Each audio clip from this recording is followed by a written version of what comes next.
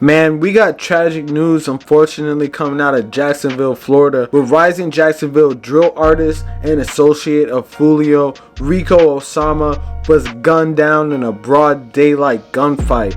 It seems like the ongoing war over retaliation that's engulfed Jacksonville for the better part of a decade could be to blame. As usual, with the dissing and beefing that goes on in this city, this dude's ops were quick to post ultra incriminating disses and celebration online in the most federal way possible.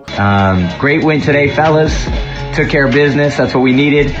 Enjoy your next 2 days with your loved ones. Just looking at the 1200 rapper green light story, it seems like he's giving the feds a green light to give a RICO to everyone in his phone contacts, man. It's an unfortunate situation to see any rising artist die, but it's even more sad to see someone who's actually got a small buzzing underground fan base go out. And it's even crazier to see them go out and have a dude mock his death using Tom Brady IG story posts, man. I swear, you cannot make this up. On top of the shooting that took this man out, there was reportedly a lot of collateral damage, with several bystanders getting hit and 2 other men being sent to the hospital in what can only be described as a wild, broad day mass shooting.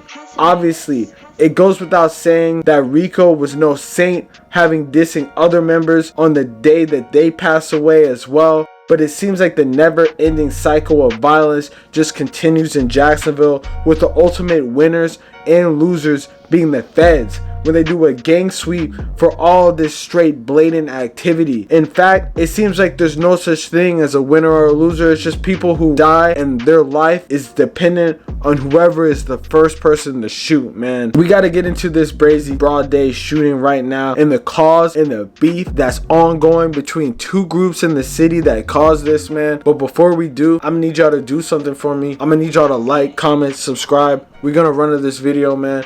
I'm gonna need you to check out the merch link in the description at staysafeworld.com. Hit that notification bell so whenever I post, y'all are tuned in right away. Let's get into this right now. That breaking news source is telling us 3 people were shot on the west side. I'm John Bachman. I'm Chandler Morgan. Let's get you right out to Action News Jack's Ben Ryan. Ben, you just heard from a business owner in the plaza where all of this is happening. And Chandler, that business owner told me that he heard probably upwards of 30 gunshots right around 4, maybe just before 4 earlier this afternoon. This all comes as, like you mentioned, sources telling us at least 3 people shot here on the west side. You take a look behind me, last half hour to an hour, JSO's crime scene unit just showed up to the scene as well. We look down a little bit further in the crime scene. That's where the business owner was telling us there's also a lot of bullet holes in cars and also the businesses themselves. Now, he said it sounded like there were people running or maybe chasing each other, and that it was a very high-powered rifle. Take a look at your screen as well, because this is a crime scene that spans 2 roads. So we're off of San Juan right now, but it also goes on to Jamie's Road, and there's some police tape around a few businesses over there as well. There's a smoke shop, there's also a laundromat that's in the area, and a general food mart. So they have the police tape up around that specific section. But again, a bulk of the investigation appears to be where we are in this shopping plaza. And again, I was speaking with that business owner. He told me actually when those gunshots went off, he said that he went under his desk. Take a look. Jacksonville drill artist RICO OSAMA is an artist repping the 6th block, aka A block set, coming out of Lake Forest area of Jacksonville.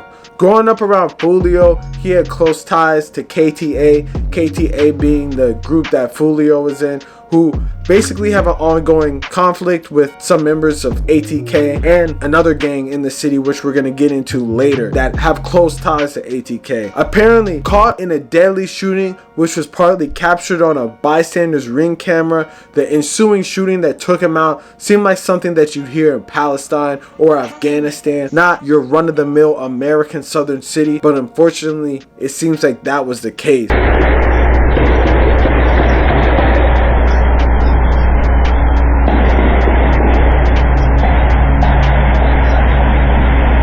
According to JSO, at around 4 p.m., the Jacksonville Sheriff's Office was reportedly alerted as an off-duty officer in the area heard gunshots. Officers responded to the scene at 6300 San Juan Avenue, where they discovered 3 adult males who had been victims of a shooting.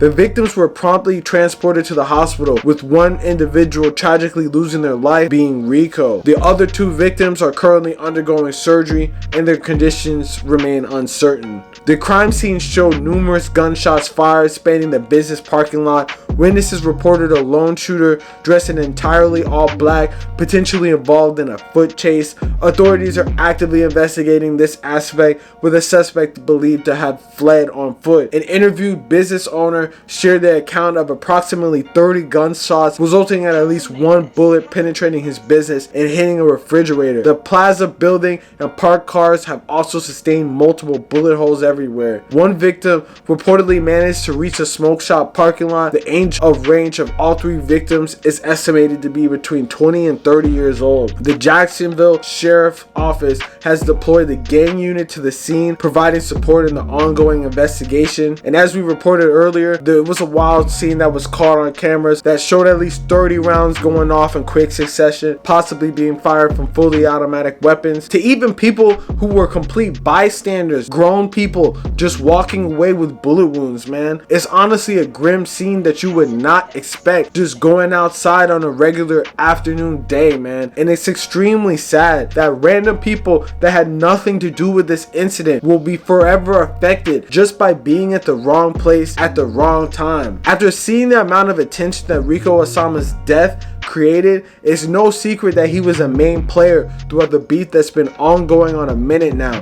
between 2 of the largest factions in the city. And that's something that we got to get into right now. 6 Block versus 1200 and the beef that caused this, man. So let's get into this. The 2 opposing sides in this conflict, being 6 Block and 1200, have some of the most recognized artists and street individuals in the city of Jacksonville somehow involved, with 1200 aka PCE having Lil Papa, Spinabins, Greenlight, Lil Jimmy, CP3 and all of them, versus 6 Block with main members like Fulio, Jarvo, K Shorty and RICO OSAMA. At one point, both of these sides were once cool, but an incident that went down almost 10 years ago that started off small apparently caused so much bloodshed that the deaths are just racking up. And we gotta go all the way back to a misunderstanding that happened at none other than a Kodak Black concert. Apparently a new age of gang violence dawned in Jacksonville at the Kodak Black concert in November of 2015, almost 8 years ago to the day. What began as a tense but civil handshake between 2 rival gangs at a Phillips Highway nightclub devolved when one member refused to shake hands. A bigger, stronger rival slapped him apparently. That was disrespectful, a witness explained in court. Suddenly, everyone was fighting like it was a rumble. At the time, they were teenagers and got kicked out of the show, but the drama had just begun. Instead of fighting, they went to shooting. The days and weeks that followed, prosecutors say, a gangland-style street war moved from the East Jacksonville and North Jacksonville, marked by drive-bys, car-to-car shootouts, and many deaths, numerous gunshot wounds, and mad innocent people getting caught in the crossfire. Among the victims of this surge of violence, a 3-year-old girl was shot on Christmas Day who survived, and then one of the most infamous situations, a 22-month-old Aiden McClendon was killed. Days into the Aiden McClendon murder trial, he's the child who died while caught in the crossfire of what the prosecution says was 2 rival gangs. Today, the state continued their case, trying to prove that the accused killers, Henry Lee Hayes and Kwame Richardson, are in fact criminal gang members. The state called on a man who said he was a member of the same gang as Hayes and Richardson. We agreed not to show him testifying at the prosecutor's request. The toddler's murder in his grandmother's car as he returned home from his Head Start daycare was the focus of a double murder trial that basically got 2 of the 1200 members, Kwame Richardson and Henry Lee Hayes, both sentenced to life in this scenario. Although they were just teens at the time, they essentially got sentenced to life and have a chance 25 years from now, apparently, to try to make a difference in their life and get out of jail, but it's definitely not looking promising. The trail of events includes the December 3rd, 2015 murder of Avery Shug Bink McKnight on Odessa Street, a Christmas Day shooting near Odessa Street in which a 3-year-old girl was injured and he ended up getting murdered. The December 17th shooting of Keon Mason while he was riding his bike. Then a January 6, 2016 shooting between two speeding cars on Pippin Street, and then multiple other shootings, including a 2016 shooting at Hilltop Apartment Complex and a 2016 shooting at Brian Mason at a dollar store, and the retaliated shooting of Jarvis Thompson on January 29, 2016, 2 hours after Aiden McClendon was killed. Police believe that McClendon's cousin, 16-year-old Reginald Williams, was the intended target. Since these incidents have gone down, mad people have died. People that you have not even heard of, and artists you have heard of. But since these incidents have gone down, there's been one incident which was probably the most famous in regards to crazy incidents caught on camera. Having Jarvo, which was one of the top people in 6 Block, basically get caught lacking and possibly thinking that he was gonna die in this scenario, but surviving past this when 2 members from 1200 basically cornered him, man. There's been so many disses between them and everything that it's no surprise when stuff spills over into the streets. We even have a very similar scenario to what Greenlight was doing today in dissing that basically happened with Rico, where he was basically dissing the death of a fallen 1200 member that was related to Greenlight. Unfortunately for him, the next victim in this endless cycle of violence happened no other than to Rico, which is extremely sad. But at the end of the day, it's not like they're really saints like that, you know? Obviously, in Jacksonville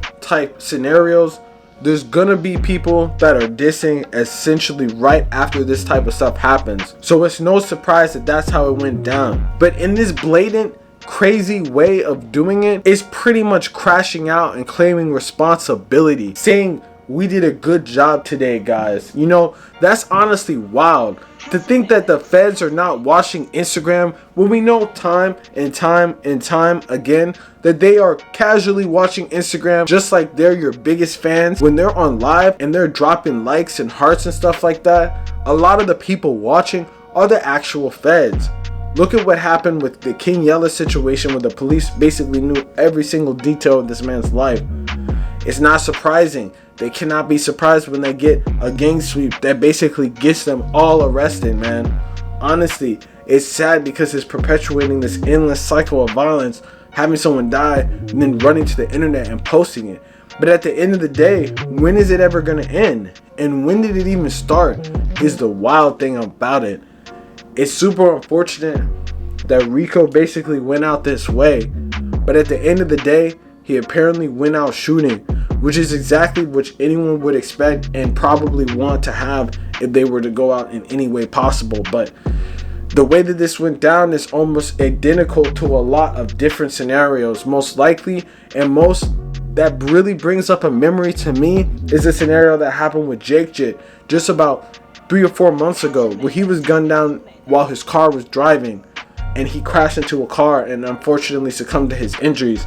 And basically his ops went on live and were dissing him also, dropping songs about it.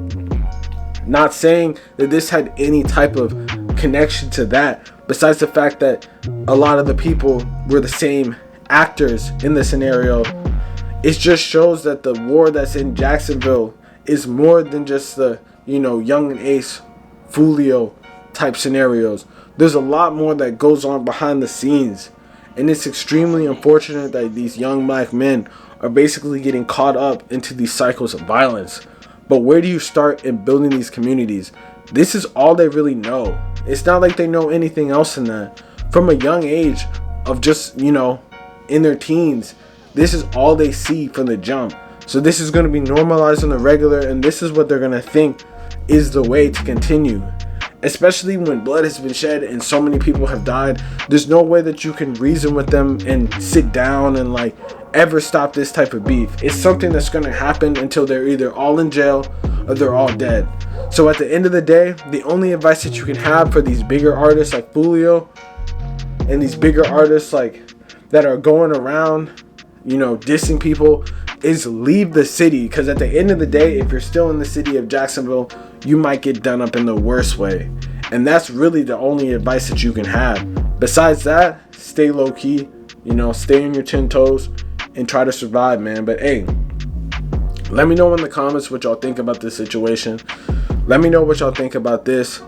Do you think that it was a surprise to you that this went down?